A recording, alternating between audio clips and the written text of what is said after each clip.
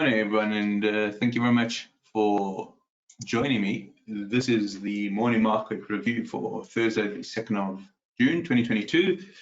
My name is Russell Shaw, Senior Market Specialist at FXCM. I'm just going to bring up the high-risk investment warning. I'm going to keep this on screen for a few moments, and then we shall get into some of the analysis. I couldn't find the the note on CNBC this morning for some odd reason. It eluded me. So we'll just go through. I get an email from Bloomberg, just 5 things to start today. So that's what we're going to read for today. So just be aware there's a slight difference. Here is our market commentaries. The same. I'll keep this on screen for a few moments. Hey Raj, good morning to you. Nice to have you on the webinar, and warm welcome. Thank you to everyone for joining this morning. As always, it's terrific. Hey Howard, Katie, nice to have you guys. Anna, really good to have all of you on the webinar. All right, so in our references, I've just changed the one reference here from CNBC to Bloomberg. I like the CNBC notes. I'm going to go back to that. It's also I've looked for the CNBC. I like because it's generally there's no costs involved. If anybody on the webinar wants to go and take a look, they can. Bloomberg does have a cost involved, and I mean Bloomberg's terrific, but there's a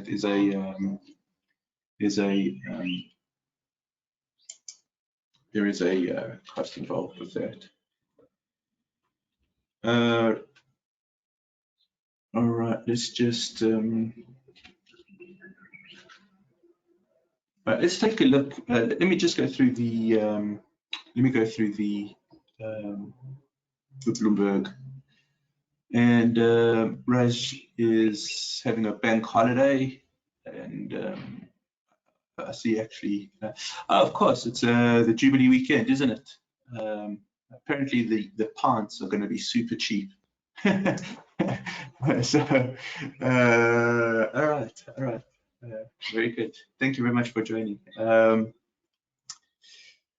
right, let's just go through the Bloomberg.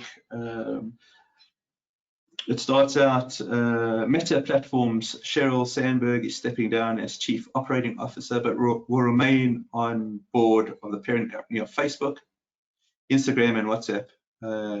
Javier Olivan, I hope I'm pronouncing that right. I suspect I'm not. Javier Olivan will replace Sandberg, who joined Facebook in 2008 and served as the highest profile face of the company next to the Chief Executive Officer, Mark Zuckerberg. The departure, while already anticipated for some time, occurred at a perilous moment, just as the social media giant faces some of its biggest challenges.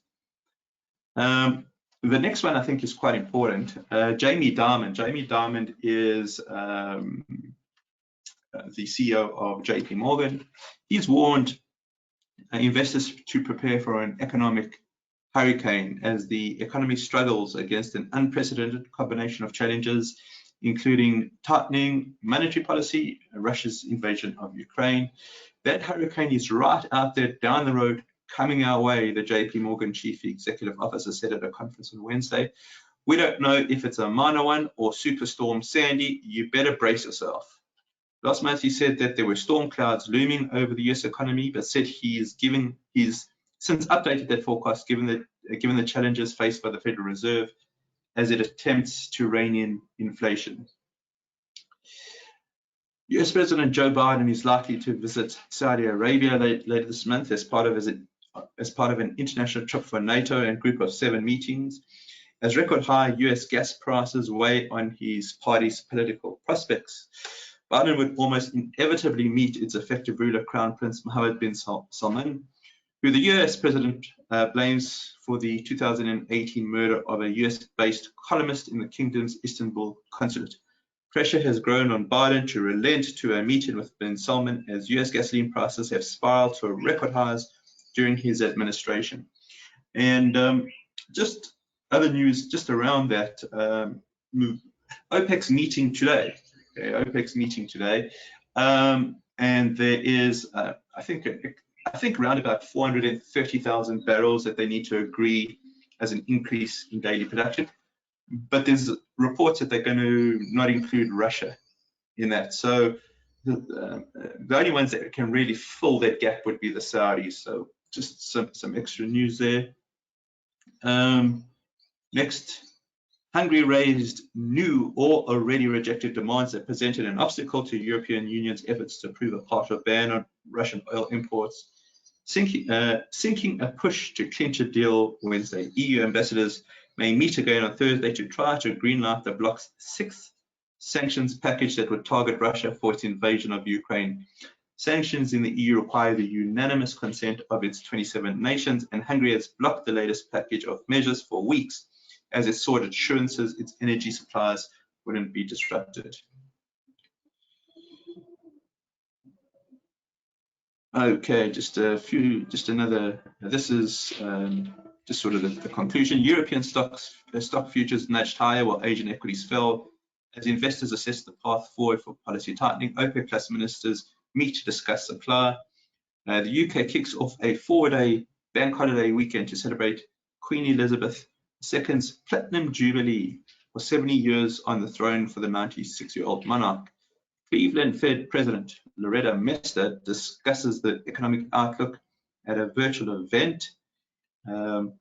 Expected data includes Swiss CPI for May, CrowdStrike, Lululemon, and Hormel among companies that are scheduled to report. All right. So again, given that it's the start of the long weekend in the UK, I want to obviously everyone that's in the UK, thank you very much for joining this morning. It's highly appreciated, and wish you all a really good long weekend. And with that, all said and done, let's just bring our trading view in. I think this is a good place to start.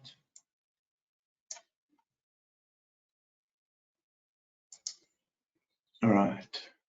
I don't want to look at oil just yet. Where I do want to start, okay, where I do want to start is on the US 10-year.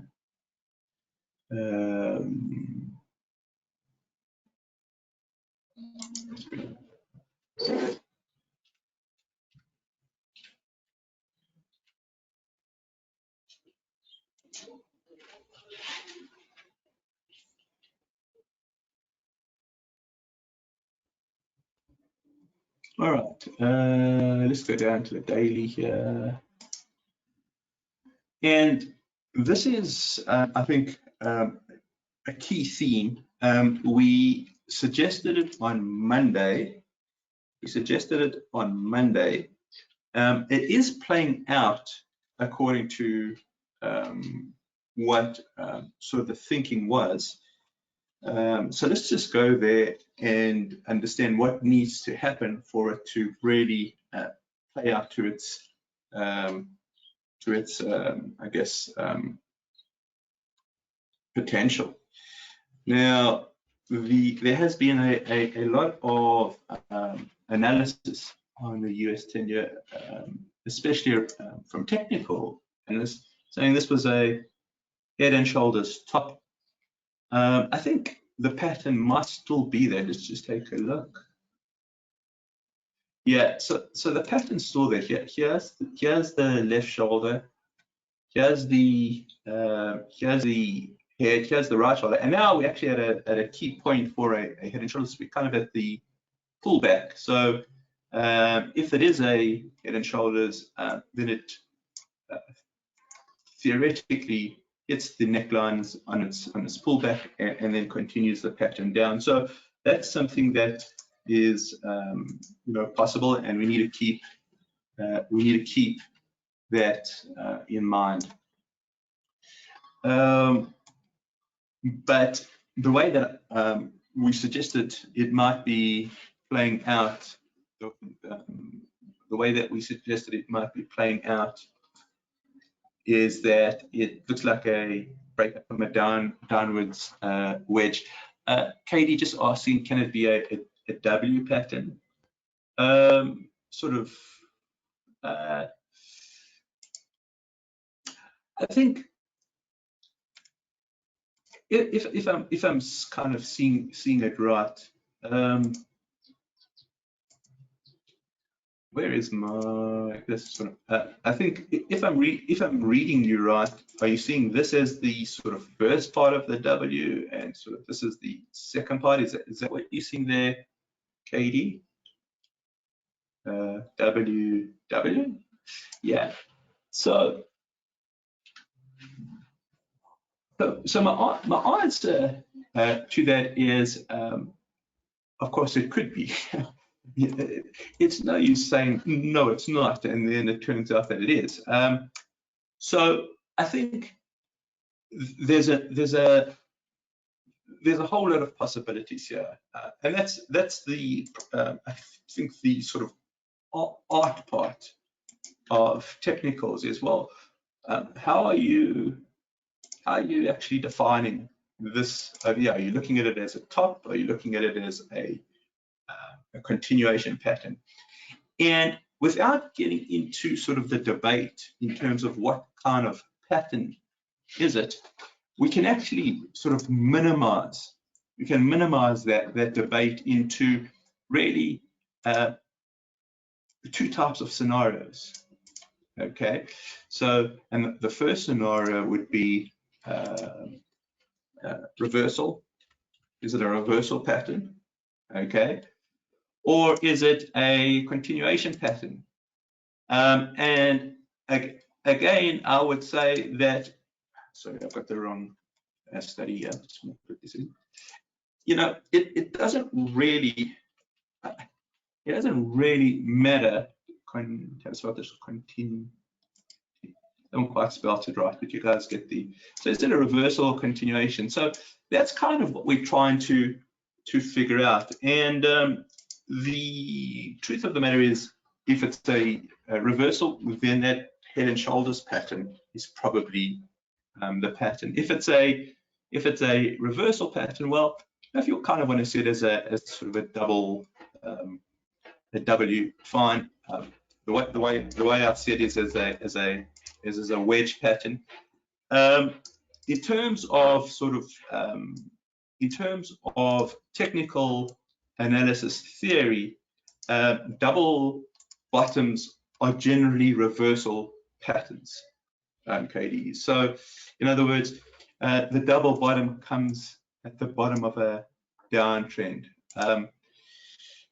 The double top would be, my personal preference is sort of a wedge breakout. And the reason that I'm calling it a wedge is because, sorry, this is from our webinar yesterday, is because, remember, the real sort of backbone of what we're looking at is a 1, 2, okay, 2, 3,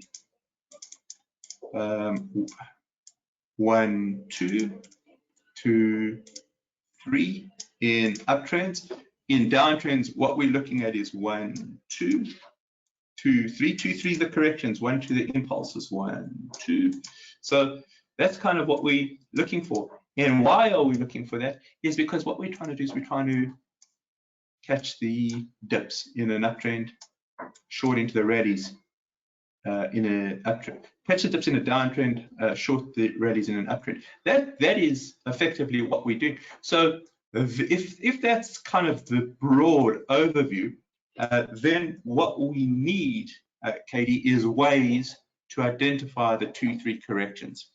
If you're comfortable identifying them as a W, no one's going to argue with you, you know, as long as it's leading you on the correct sort of trend direction. and it may fail, so you'll have a stop loss, and that goes with any pattern. Falling wedges, okay, that's how. So I tend to look at falling wedges, pennants, flags, and small rectangles. For me, those are your 2-3 corrections. Okay, but as I say, the whole idea is nobody can tell anybody that they're wrong. I think that's unless there's an obvious something obvious. But okay, so if you're looking at it as a W, it's just going to be peaks and troughs really that you're looking at. Okay. Everything's going to come down to peaks and troughs. Even the falling wedge pattern has to come out to peaks and troughs. So does that answer the question? So my preference is to look at it as a falling wedge. That's just, I think sensible to me. If you're happy to look at it another way, that's right. But the key is what happens if we're wrong. And the key is what happens if we're wrong. So we've got to have failure points. Whichever way we're looking at it, Katie, we've got to have failure points. So here's obviously a failure point. That's, I think, an important failure point. If it bounces off of this neckline, I think that's an important failure point. But the truth of the matter is, at the moment, the momentum is going with the US 10-year. It's got our bullish cross there. It's got our bullish cross here. Okay, this we can take out. Let's take this out. Okay, so we've got this, and now the key is, does the momentum take us through to the upper quintile, which is 80 and above? And if it heads towards 80, well then rates are moving up. Okay, then rates are moving up, and at the same time we've got a trend following indicator. The trend following indicator, well, that's your EMAs. If they start showing angle and separation to the upside, well, then you've probably got a swing. And if you've got a swing, what does that mean for rates? Well, they're probably moving back towards that 3%. So here's the close. We're currently at 2.91, right? So, and that's something that we suggested might be on the cards. And I said, I'm not sure. I was having some real issues to decide if I am seeing it correctly or not. And I told you that. But the question is, what's happened? What's happened over the last 2 days has been significant on a fundamental basis. Okay, remember, we always want to try and look at the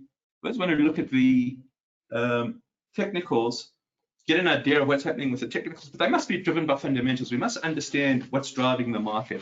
And there's a few things on the central bank side which have been very noteworthy. Number one, 2 days ago, the Fed governor, a chap by the name of Waller, in a talk in Frankfurt, it was on the Memorial Day weekend, he was very categorical, saying they need to get the inflation down. He supports going past neutral if that is needed, and he's not taking 50 basis points off the table until he sees that. Okay, so now this is the information flow through the markets, right? So the beginning of let's say 2 months ago, we were all thinking hawkish Fed. They come up and I think they made an error by saying, okay, we're going 50 basis points for 2 meetings. And then the market thought, well, 50 basis point, 2 meetings, then they could possibly do 25 come the 3rd meeting, September. Well, now what they're saying, hang on a second, 50 is on the table. So now the repricing is starting because markets are efficient, information's inefficient, right? What happened yesterday is that a Fed official by the name of Daly says, we want to get to 2.5% before year end. That again is hawkish. She's come out and really pushed the market. You can see what's happened to the 10-year here.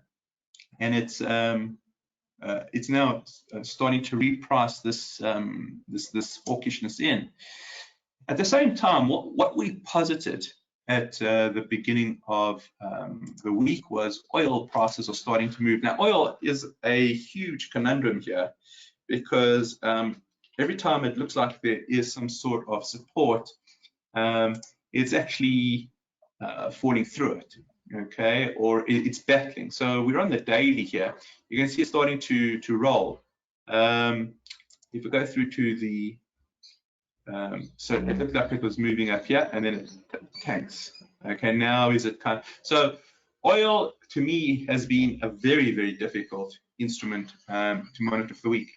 The whole sort of catalyst for my view that we're going to start seeing higher interest rates was because oil was starting to get supported. And what subsequently happened, it's the Fed that's supporting the 10 years, and it's not oil. Oil's actually struggling. So we just want to watch this. Today is an important day, OPEC plus.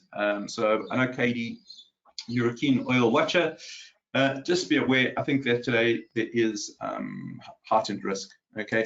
Especially because there's this news that the increases are going to exclude Russia. No, it's just something that we need to watch. But the real kind of effect for me, was euro, because I short euro. Okay, the other effect for me was euro, and just want to bring this up, and then we'll take a look at the dollar.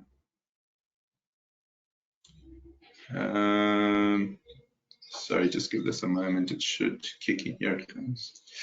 All right, so there was just a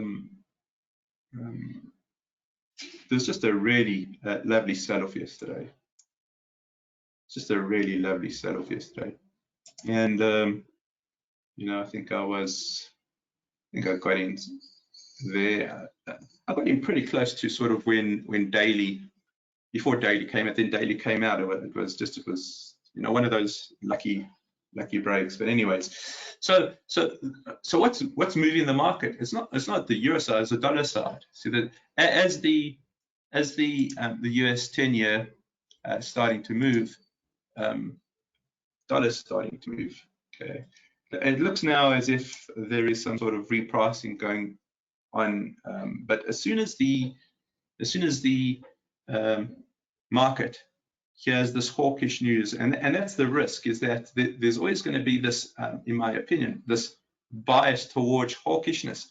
Every time the Fed's going to dial back, we're not out of the woods yet when it comes to inflationary pressures. I know that a lot of analysts are seeing a peak or a plateau and all of that, and of course they could be right. I mean, we only know after the fact. My opinion is we probably are near the apex, but I'm not sure we've hit the apex yet. I don't know. But the idea here is if we haven't, then we still got to get it under control. Daily saying 2.5% by year end, that's quite aggressive. So I think the dollar is certainly something that needs to be kept an eye on. And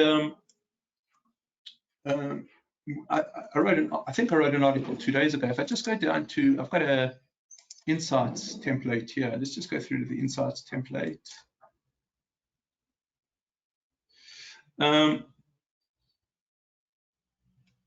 Yeah, so this is it. Okay, so this is slightly different to what we usually look at. So you have to be very, very careful at the time frames here. We usually look at the zones on a daily, right? For this article, I put it to a weekly. So I wanted to see the longer term zone sentiment. And the reason I wanted to see it is because we've pulled back dollar 2 weeks. Okay, we've pulled it back 2 weeks. So you can see now we're still trading in that zone 1. Okay, you can also see that on the weekly that the overbought condition has dissipated. You can also see that the momentum's strong because it's above 80. This is the stochastic. So this 2 week pullback to me is very interesting.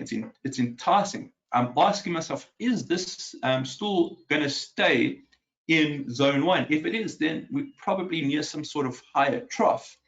And then take a look at the chart on the right, which is usually an hourly, but I changed it to the 4 hourly. Changed it to the 4 hourly. So I wanted to get a sort of a longer term feel here. And we were just starting to get a crossover on the EMAs. We're just starting to get a cross on the momentum. Look where the momentum is now. Okay.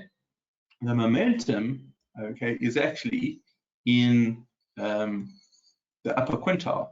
So as long as it stays in that upper quintile, and as long as the EMAs stay in that bullish position, and as long as I guess we are in zone 1 here, the hawkishness of water, the hawkishness of daily, that's of exceptional interest to me. Now I can see can see the last sort of candle here is pulling back quite severely, so I'll just keep an eye on that.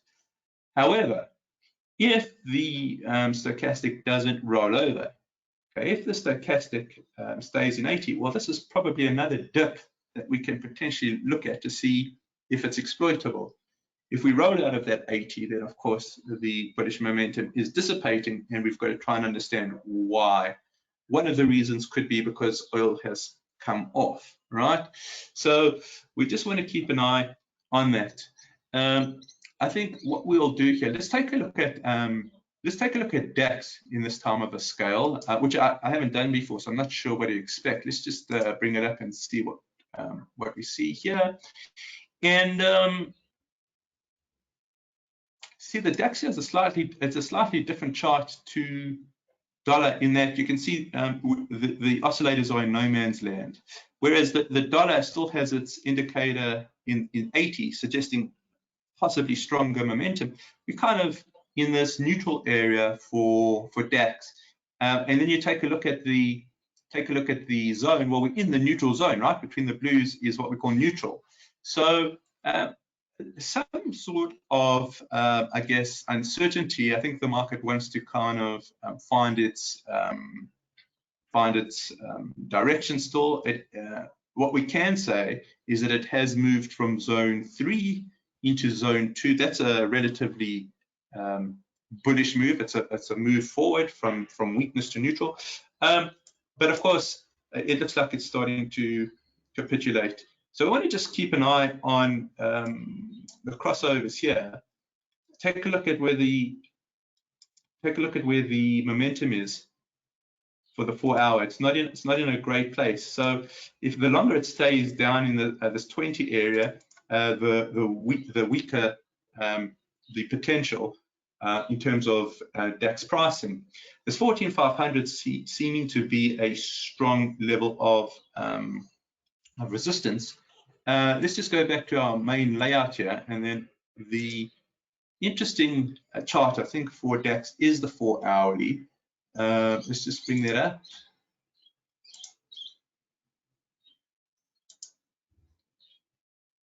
And the reason that I think it's interesting is because the trends are looking like they're developing on the 4 hour. So you've got a neutral weekly, okay, a bullish daily, but by and large neutral on the weekly side. The question is, of course, does the daily hold? And I think the 4 hour here is interesting. We're at a key support level, right? We're at a key support level. And what you want to put here, just take a look here. Peak, trough, lower peak, okay? And this is a new development to when here's the lower trough. So the 4 hourly is weak because we've got the downtrend, okay? Raz just saying an engulfing. I think this is what you're looking at, this bearish engulfing over here, Raz. Just let me know if I've got the right candle. So there is. Yeah, so there is, so I would agree. So there is definitely, I think, some weakness here. So we're just going to be careful. If there is any sort of rally, we're rallying at support, but does it peak at a lower peak than previous?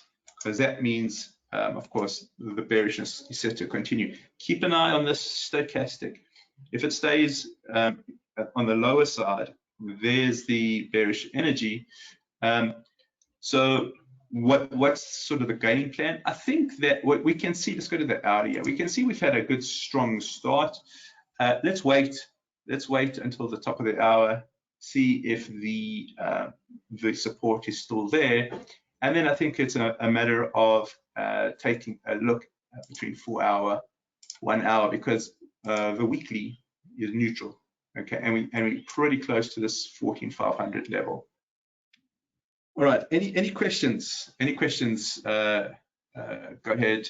Again, thank you very much for the guys that are celebrating the long weekend and the Jubilee weekend. Thank you very much for joining. We'll have another tomorrow, understandable, of course, if you are celebrating, and then we shall. So if the OPEC meeting goes well and increased production goes ahead, can we expect less pressure on inflation? So the answer to that is it will help, and there's no doubt that we have a shortfall in oil. We've got an excess demand. I don't see how that excess demand is going to. I don't see how that gap's going to close. Also, the OPEC has been pumping oil in on a schedule, on a timetable. Every month they're adding, X amount. That's priced in. It's really whether they can come to the, to the party and say, okay, look, China's opening up. It's time to increase production a little bit more than previously communicated. That I think would help. And so, yeah, there is a non-farm payroll tomorrow. So that's a good question. Let me just get that. Let me get that link, and that's where we'll end off. Anna, did that answer the question?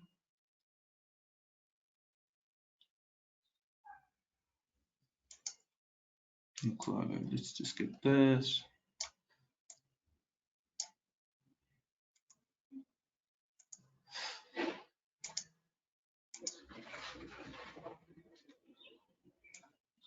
Alrighty, guys. So the link's in the chat.